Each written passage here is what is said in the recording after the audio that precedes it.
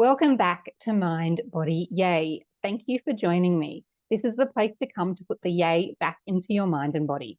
I am Kate Zukas, your host for this podcast. I'm a mindfulness and self-care coach and yoga and meditation teacher. I'm also the founder of katezukasco.com. I'm a busy mum and a mental health advocate. The purpose of Mind, Body, Yay is to provide you with education, techniques, and practices that help nourish your mind, body, and soul. And so today we have a very special guest with us to talk about mental health. So definitely nourishing our mind today. Abbie Williams is the founder and CEO of Letters of Hope, which is a charity and a movement that helps raise awareness and breaks the stigma of mental health. Abbie is also an Australian and New Zealand mental health ambassador. She's a speaker and facilitator and all-round superstar for making the world a better place. So welcome, Abbie, to the Mind, Body, Yay podcast. Thank you so much for joining us. Thank you for having me. Pleasure. No, it's been so good. And we met virtually, about 18 months ago or 12 to 18 months ago. And I've loved connecting with you ever since. So it is amazing to get you on this podcast. And I would love for you to give our audience a bit of an introduction in your own words of yourself and your inspiration for starting Letters of Hope and where it all came from. Nice. Thank you. And thanks for having me. So it's been a journey. It's always nice to reflect back on where everything started. So my name's Abbie, of course, and I as you can tell from my strong Northern English accent, I'm not originally from Australia. I'm originally from a town called Leeds in the UK. And I've always been really passionate about mental health because of my own lived experience, which started when I was a teenager. I used to love reading, so I actually ended up studying English language and literature at university. But whilst I was studying, my own mental health hit rock bottom, and I asked for help for the very first time when I was around 18 years old. So when I embarked on that recovery journey myself, I kind of found a huge passion in the mental health space. I started to kind of pick up on signs in other people, whether it be, on the bus ride to uni, whether it be while I'm studying in the library and I see that someone else looks anxious or down. And I remember saying to my university counselor that I was noticing these things and I wanted to be able to do something about them. And I remember her saying to me, "Are you sure you want to get involved in this space? It might be a little bit triggering for your own mental health." But I said, absolutely, there's some kind of fire in my belly and I want to help people. So when I was in the UK, I did a little bit of volunteer work in the peer support space, supporting the mental health of the community. And I was presented with the opportunity to move to Australia in 2017. Great decision. Great decision. I'm still here about almost 7 years later, so it's obviously worked out well. And my wonderful grandparents became my pen pals not long after I moved over here. So before COVID, they weren't really on board with using things like Zoom and FaceTime. It took the pandemic to really push them into that. And my nana in particular just didn't grasp that I got free phone calls from Australia to the UK. So she would often say on our phone calls, "Oh, I'm going to let you go now. This will be costing you an absolute fortune." So it didn't matter how many times I explained I get free calls. So we kind of resorted to our main form of communication being through handwritten letters to each other from the UK to Australia. Obviously, having moved countries, it's always a huge thing. Settling in somewhere new, making new friends, meeting new people. So my own mental health took a bit of a hit when I first moved here. And I really noticed how uplifting the experience was I think first of all, actually having something to look forward to. So, having a tough day, but thinking, oh, actually, I might be able to check the mailbox when I get home and there Mm. might be something in there. But The then little actually, glimmer, isn't it?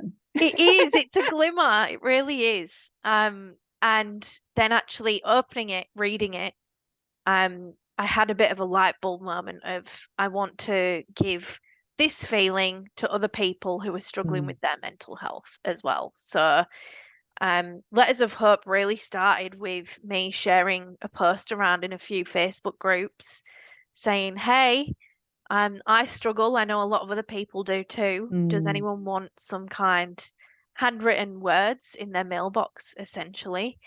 I think people were a bit apprehensive at first, like, who's this strange lady asking for everyone's address in Facebook Mm. groups? But once people got past that, it really started the movement. I And know. that You was have what a 2018. movement. And what a Yeah, movement. yeah, And just so our audience knows, Abbie's been getting some fantastic press lately as yeah. well, which has just been so exciting to see you on TV. Thank Um, you. and just sharing your story, like, and getting some mainstream media onto it, so that obviously Yeah, that generates more letters, right? yeah, And more. And I think I saw on your website today it was it 2,250 or so letters that have been yeah. sent. We're up to 2000, over 2,700 Oh now. wow! Yeah, which Oh is my because we've gosh, had it's gone hundreds up, over the right? last few weeks. It's Yeah, so exciting. yeah, it's really cool. We've had such a big response and not just the letter requests, but Mm, volunteers registering as mm. well. I mean, this time last year, I think we had 6 volunteer letter writers, and now we've got over 500. So it's Oh my absolutely gosh. skyrocketed. That's such amazing. That's like it's Yeah. so if someone wants to send a letter, Yeah. what do they need to do? Yep. If they want to get on board with becoming a letter writer, they just need to head to the website. Hmm. So www.lettersofhope.care, and we've got a little volunteer section where you can register there. The more that I say Letters of Hope out loud, the more that I realize I should have called this charity something different because my accent's Why? so strong. So when I'm at networking events and people are like, "Oh, what do you do?" I'm like, "I run a charity called Letters of Hope." They look at me really blankly.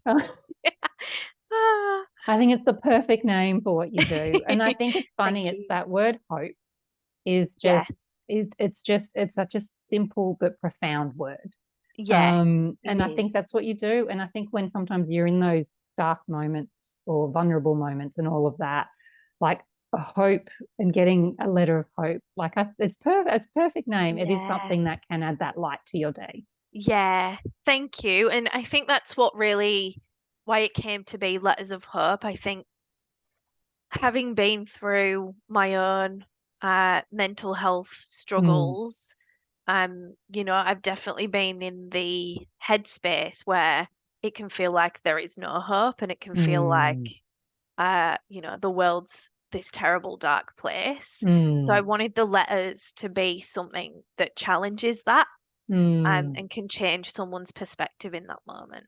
Yeah, no, that's good. And so if you're someone that wants a letter or knows someone that needs a letter, because I Yeah, know we all know someone that we can recommend a letter to, what do we do? definitely. So where do we go?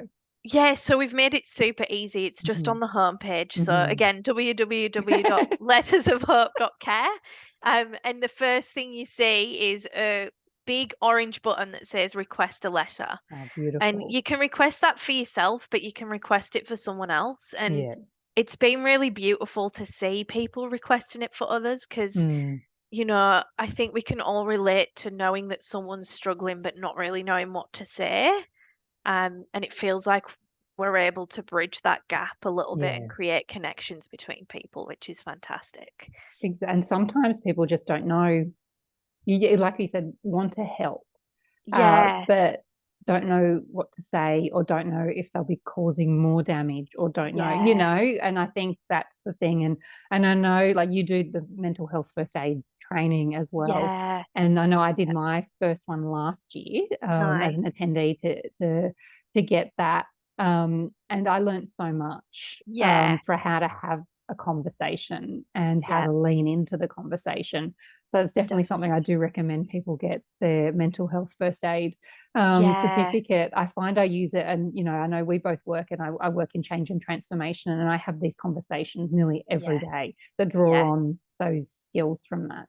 Exactly. It's something I actually did it for the first time in the UK. So, Mm. 2015 was the first time I went through the training, Mm. and I've used it in pretty much any situation you can think of, like work, home, but also I've had conversations with strangers too. Mm.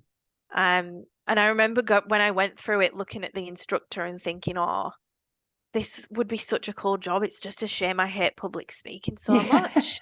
But now I love it. It shows how much of a long way I've come in my own mental health journey, I think.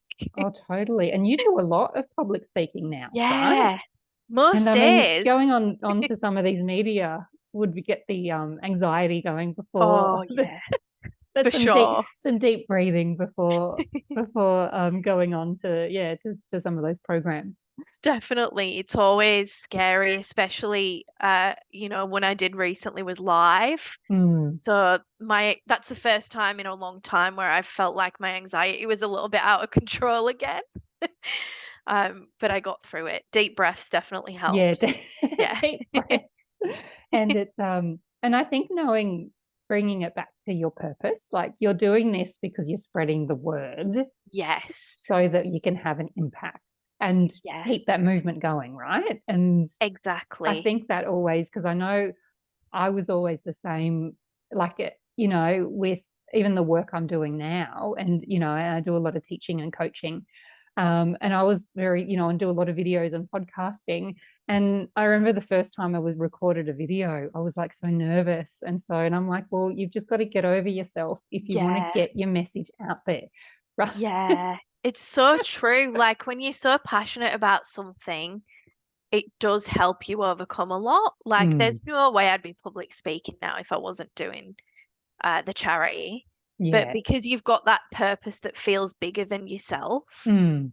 it kind of drives you to be like, oh, well, this is a moment of discomfort, but it's Yeah. contributing to the greater good. Totally. And you've got to just, Yeah. bear with it while while it is. But look at the Yeah. outcome, right? More than 500 now Yeah. volunteers. That's Yeah, it's great. That's great. And huge. is it all different types of people that just heard Yeah. this, seeing it, and are now, kind of going, wow, I want to be a letter writer. And Yeah, we've got such a diverse volunteer base, which I absolutely love because we've just built this small community of like-minded people, but from different walks of life, mm, all genders, all backgrounds. We've got most of our volunteers here in Australia, but we do have mm, some outside of Australia in the US, Italy, mm, New Zealand. Like it brings people together. And we're mm, also seeing a huge increase in letter recipients mm, actually becoming volunteers after receiving their mm, own letter of hope. So they actually decide, oh, I'd like to do this for someone else now. And that's that's been really cool. such a beautiful example of like that circle of service, right? Yeah, Like being on the end of it, and then you karma, really, isn't it? Kind yeah, of letting that paying it forward kind of pay. I think that's why I 100%. think I just was so captivated. I know from the first moment we met, like Yeah, it's just got such a good vibe to it. yeah, And I yeah. think that's, almost testament to you as well for, Thank you. driving it and doing it. But it's just such an easy way to help people. And I think now Yeah. sometimes people don't know how good it is for your mental health to Oh, help yeah, someone else. And I know yeah, a lot of the time they say if you're going through something tough, be of service to someone else or yeah, do something for someone else. And that obviously shifts your vibration as well and shifts your yeah, mood, and can get you into that a different wavelength of gratitude as well, which yeah, also obviously helps with your mental health. So how does definitely. helping others, like from what you're seeing, like how does helping others help your mental health Yeah. as well? Oh, it's just my own mental health journey has just come such a long way because of this. Mm, And I think that is mostly because of helping other people and how rewarding that's been for me. Mm, Um, I've always been passionate about kindness. So mm, I've got, my beautiful parents who have always raised me and my brother to always be kind to people, always treat mm, people how you want to be treated. So it's something that I've lived by for a long time. But mm, through Letters of Hope, it's just that feeling of helping someone, um, and the feeling of making a difference is just mm, absolutely huge because I think it gives you a real sense of purpose and um, a sense of why you're here. As cheesy as mm, that sounds, like when my mental health is bad, it can be really bad and it can be, why am I here? Like, what's the mm, point? So being able to help someone else, it gives you a purpose, it gives you a why, mm, and it answers those questions. And I think sometimes people underestimate just how powerful such a simple act of kindness can actually be. mm. There's always going to be people who are skeptical no matter what you do. And sometimes we are faced with people who might be like, well, uh, it's just a handwritten letter. Like, what difference is it really Mm, making? mm, But we actually started to survey our letter recipients last year, and we're mm, seeing tangible outcomes from this. mm, So people who receive a letter of hope are much more likely, significantly more likely, to reach out for further mental health support and connect with a mm, professional after receiving that mm, letter. And then obviously we're seeing that beautiful cycle of people becoming volunteers. So it's making a tangible difference mm, to the letter recipients, but also to our volunteers. Like the amount of emails that I get where people say things like, when I'm writing these letters for someone else, I'm really writing them for me and to mm, me. We've got a volunteer who mm, actually makes a copy of each letter that she writes and she keeps it in a book and she mm. rereads it to herself. Oh, it's so beautiful. So it's kind of, when you're writing from lived experience, you're healing whilst you do it. And you're It's also getting cathartic, those, right? It's so that cathartic. it's Yeah. that it is. I was just going to say healing. I think, and I think a Yeah. lot of us don't realize just how much healing we need Yeah. Yeah. ourselves, So and true. we keep pushing through. We keep doing stuff. Yeah, I'll be right. And then Yeah. things just catch up. Like, or before you know it, you've got, as one of our yoga teachers used to say to us, like, you've got a backpack just Yeah. full of stuff that we carry Yeah. all the time.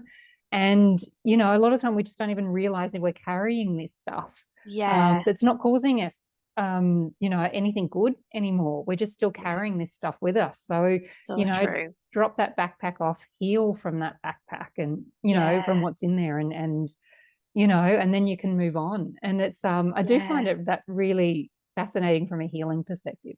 Yeah, I love that backpack Mm. analogy. That's a perfect way to describe it. And I think um one of the really healing things when you come from a place of lived experience, so when I write letters of Mm, hope, is it gives me a moment to reflect on, wow, where was I?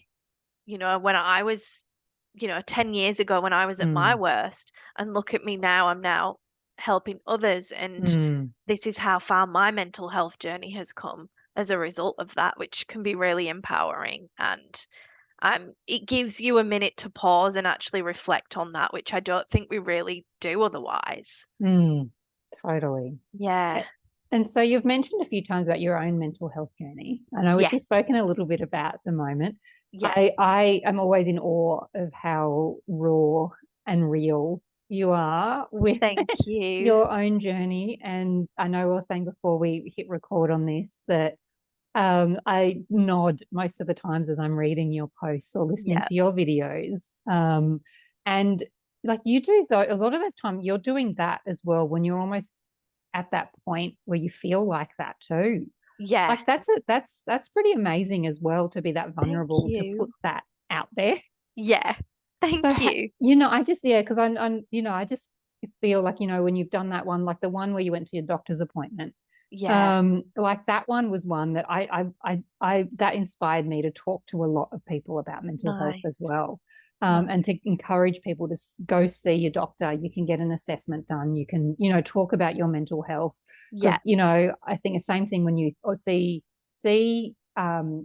other people and you can say, okay, I think you need to go see a doctor, or have you spoken to a doctor? And Yeah. you can see the anxiety, you can see the overwhelm, you can see, but they just think they're fine Yeah. because it's the way they just keep pushing on, and it's and Exactly. it's like there's help available, Yeah. and make sure you're having these conversations. But that is one that definitely did inspire me, Yeah.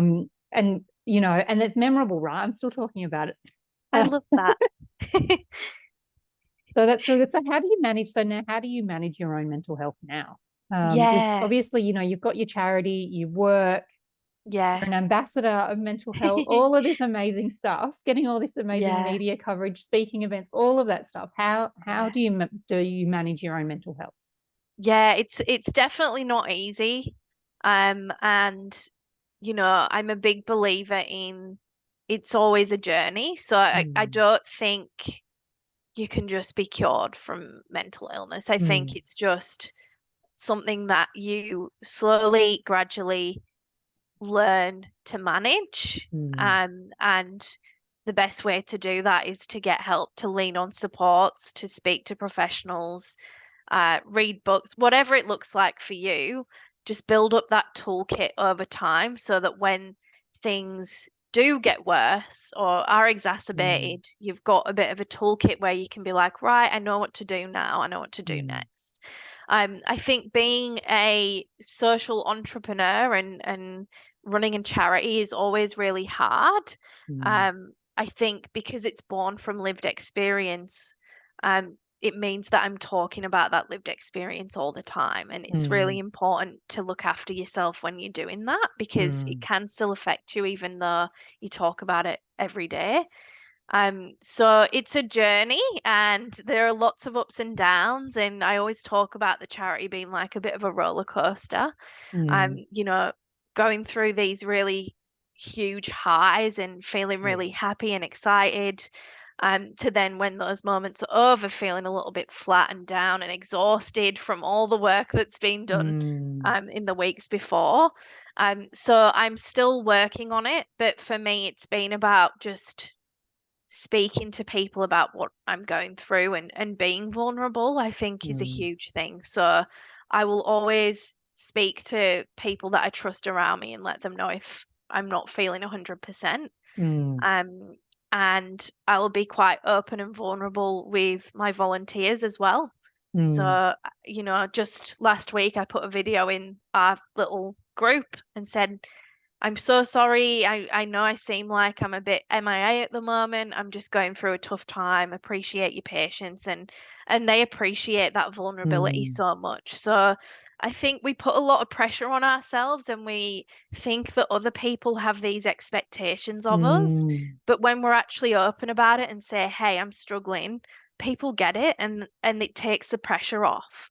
Yeah, Um we're often harshest on ourselves, aren't we? yeah, We're we so harsh on are. ourselves, and Yeah. it's the funny that term, be kind to yourself, Yeah. right? And we always Yeah. say to everyone else, right? It's like, be kind to yourself, look after yourself, Yeah. all of this. And I know I say it to a lot of people.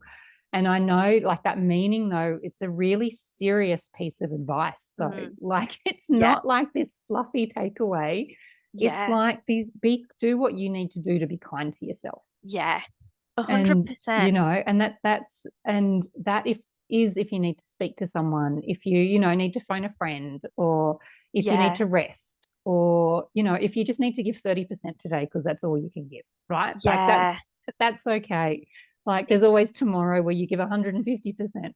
So it's like, Exactly. It's just about checking in with yourself as well, I mm, think. Like mm, we tend to just plod through the day to day and we're so busy that we just push through and we think, oh, I'll worry about this when I've got time or I'll stop when I've got time, but that time mm, never comes. So I think a big thing for me has been making time, like mm, just this week, it was Are You Okay Day a few weeks ago. I've been doing so many speaking engagements, working on weekends.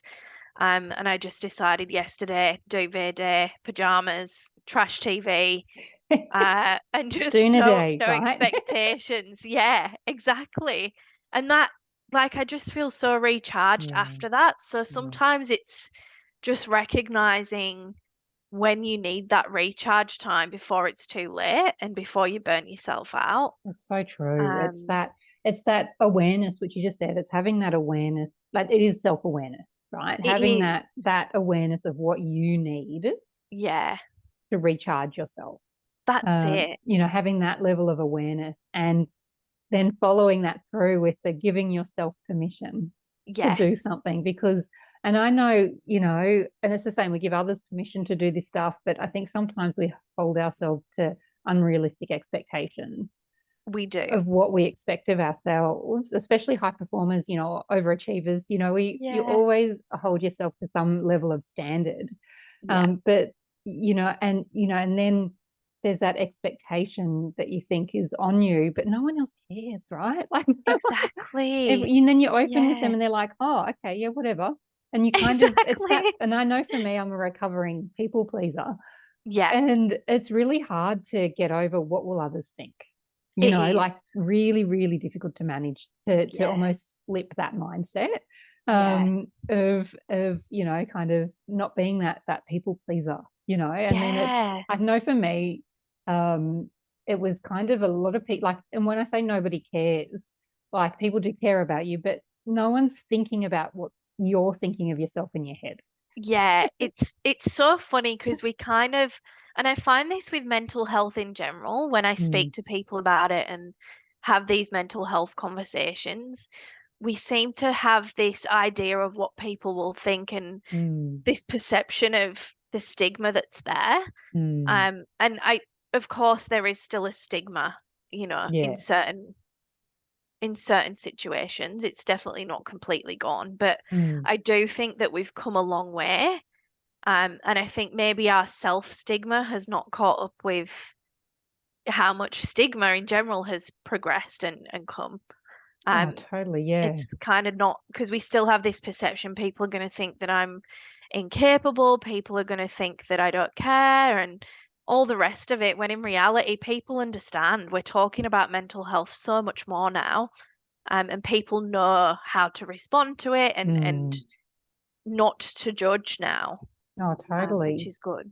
And it's interesting because I know, like, working in mindfulness and self-care, and I coach and I teach, and, I'm a yoga teacher, and everyone expects you to be Zen all the time, right? Yeah, yeah. It's like, it doesn't kind of work like that. It doesn't, and it's so hard to practice what you preach. Like, I'm the It best is. at Yeah. giving advice, but when it comes to taking it myself, it's Mm. ridiculous. Oh, it totally. And I think this Yeah, is why sometimes it is, you've just got to, and I know for me, the one thing that I'm is like having those strong boundaries, yeah, communicating my needs, having that level of awareness of my well-being and what I yeah. need, and what gives me energy and what zaps my energy.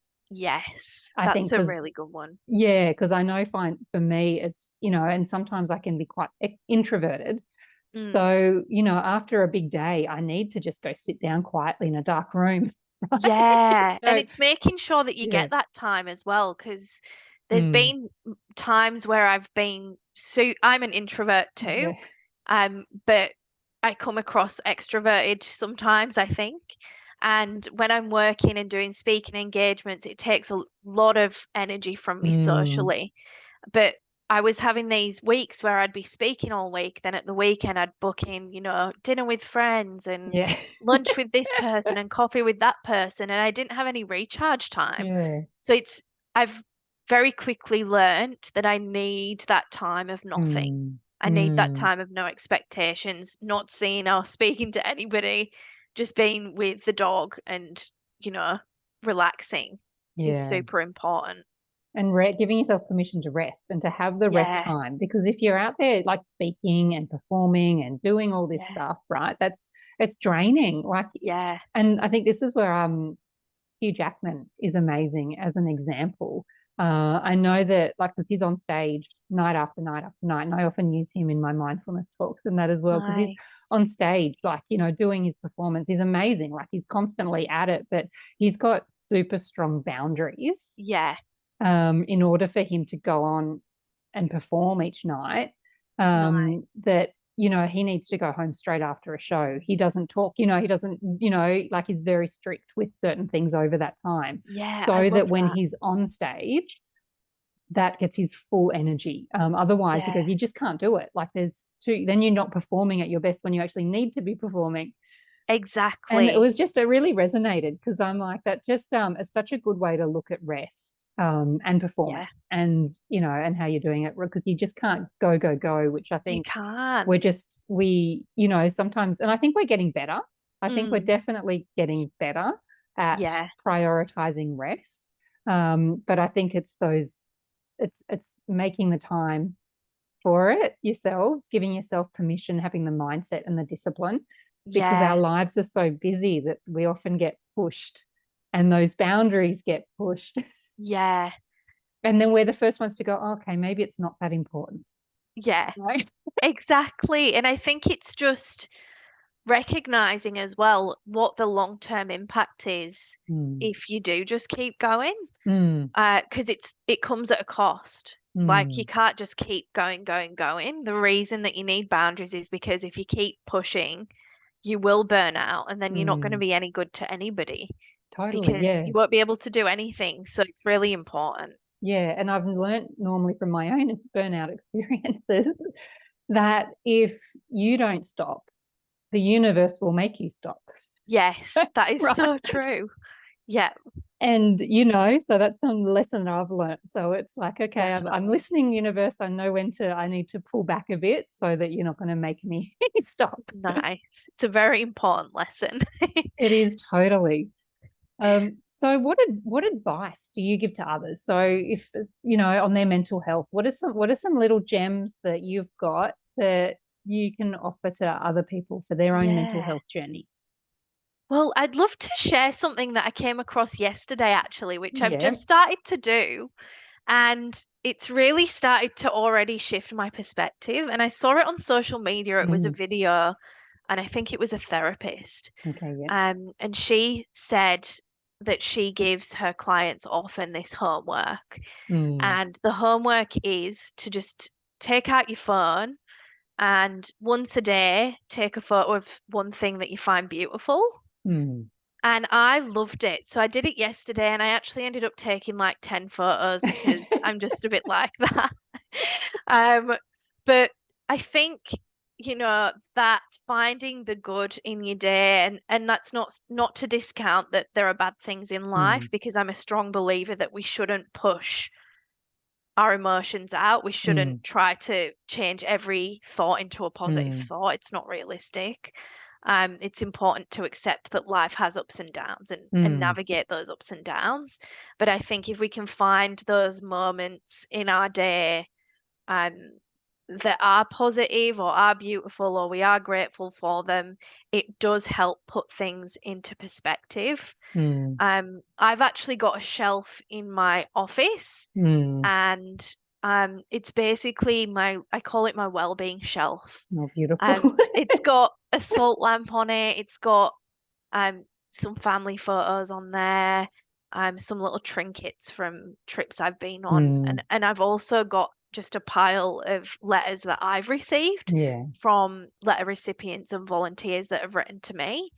So when I lose that spark or that sense of purpose, I grab those letters and I read Oh, them and I beautiful. go over Yeah. to my shelf and I try to remind myself of why I'm doing what I'm doing and reflect on the fact that these are some great times that I've had and now's tough, but I will get through it Mm. and there will be more Mm. good times. So I think just finding those moments and also finding what works for you because it looks so different for everyone. Like my journey has been a long one. I got cognitive behavioral therapy in the UK, which personally didn't help me all that much. Mm. After I moved here, I found a different therapy, acceptance and commitment therapy, life Mm. changing. Mm. Um, and I think it's easy sometimes to give up if you've tried something and Yes. it's not worked. It's easy to Mm. think, oh, well, I'm beyond help. and I'm not going to try again. What's the point? This doesn't help me. So I think my advice is keep trying and find the things that work for you, because what works for one person won't work for the other Yeah. person, and so on. So find what works for you, find the things that make you feel good and are helpful to you. Um, Speak to someone, a Mm, professional ideally, but also speak to your loved ones and let them know what's going on so that you don't feel so disconnected and alone, mm, because that sends you further into the spiral. mm, But I think also advice to others who um, potentially spot the signs that someone that they care about is struggling. Um, I speak about this. It doesn't matter where I go or what I'm talking about. I always share this. mm, It's really difficult to say the wrong thing to someone if you are coming from a place of genuine care and concern. mm, So don't avoid a conversation with someone about their mm, mental health if you feel like something's off.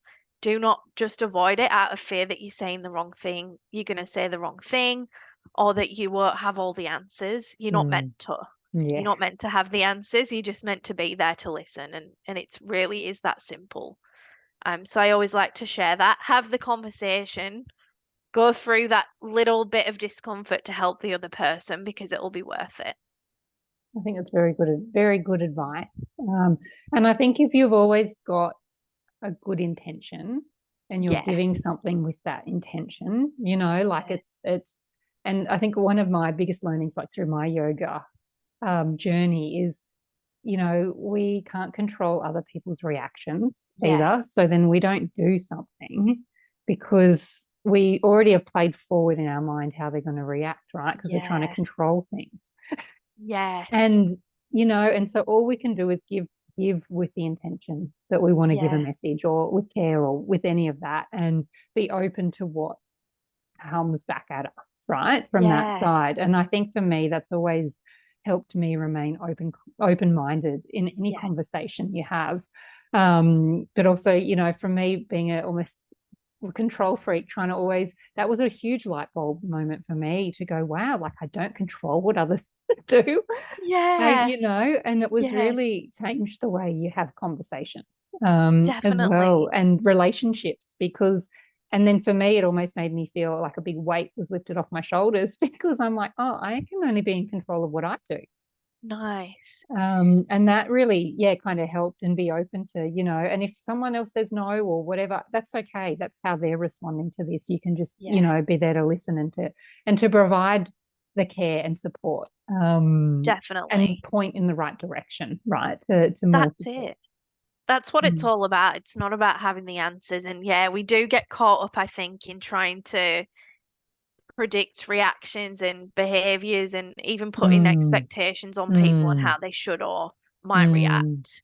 But yeah, very. it's really simple. It's just acting with care and concern. And even out of Letters of Hope volunteers, the biggest question I get when someone becomes a volunteer is Mm, I'll get an email typically that will say, I'm stuck, I don't know what to say, I'm scared I'm going to make it worse and say the wrong thing.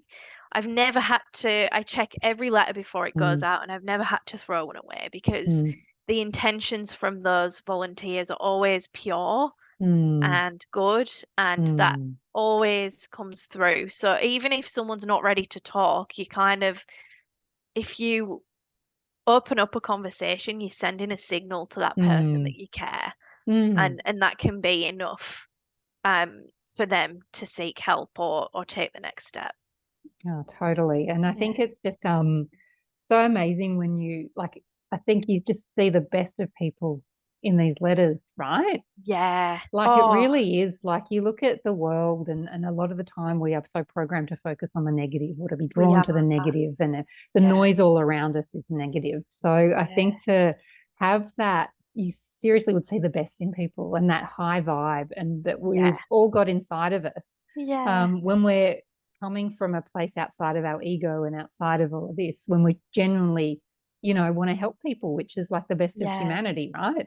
That has been hands down my favorite part of Letters of Hope. It's Yeah. been, I mentioned earlier how dark of a place the world can feel when you're in a bad headspace, and I think Mm, this journey has challenged that for me so much Mm, because even from when, the first few posts I put in Facebook groups, like people just wanted to help, mm, genuinely wanted to help and get mm, involved. And now that's magnified times 1,000 with how quickly things are growing. And I've met so many people who I never would have met mm. had I not been on this journey. And I've seen the best in people. We've got our volunteers who are all amazing and using, Yeah, most of them using and reflecting on lived experience.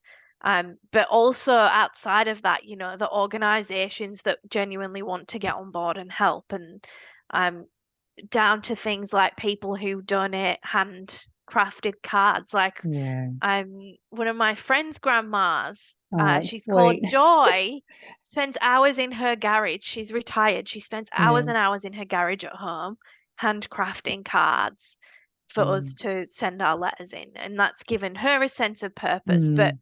also just what a beautiful thing to do. I Like know. I've just met so many amazing people. It's And such yeah, it's so beautiful. Like I think it's yeah, just such yeah, it's just it gets you just so out of that day-to-day ego-driven noisy yes, world we live in, and you can really yeah, see the beauty of, yeah, that we should be seeing every day, right? And I yes, a think hundred that's percent. just so, yeah, just so powerful. So Yeah, how can people help you? So how can people, if they don't want to write it, they can, I know they can write notes, or they can yeah, recommend notes, or receive, a letter. yeah. Um, but how else can people help you? I'm so the one thing I always say when I get asked that is anywhere you want to help. Like people tend to have these great ideas and it might be they want to donate something to Yeah. put in the letters, which I always love. So we accept donations, both financial donations and Mm, material mm, donations, and there's more information about that on the website. mm, And our main funding generator is through the workplace mental health and well-being services and the mm, speaking engagements that I offer. So, if anybody knows anyone who's looking for mental health related services or mm, training, then reach out to us because you get this great service, but you also donate to charity in the process. So, it's a really cool thing to do. So, there are lots of different ways to help and get involved, and even down to just following us on socials and spreading the word. And just doing that one simple thing can make a big difference too. amazing. Yeah. So finally, the last question for you. Yeah. What are you most proud of? Oh, That's a hard one. that's I know. I'm that's a sorry. big one. What are you most Um, proud of? I'm definitely most proud of, I think I'm just most proud of turning a really big struggle and tough experience into something that's helped people. Hmm. Um, I run a lot of letter writing workshops, and I encourage people when they're writing letters to think about a time that they've needed kind words in their life and what they might say.